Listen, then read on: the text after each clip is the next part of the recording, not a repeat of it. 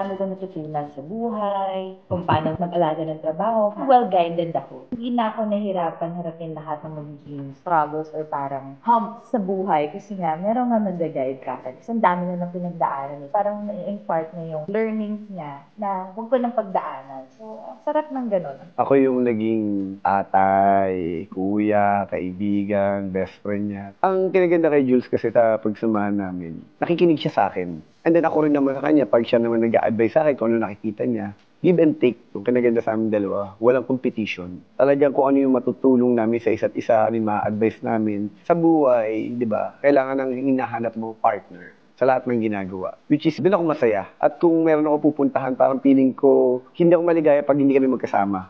Parang may namimiss ako na gawin na sana kasama ko si Jules, sana kung nandito ako, sana magkasama kami, sana nakikita niya rin to. Which is, hindi madali.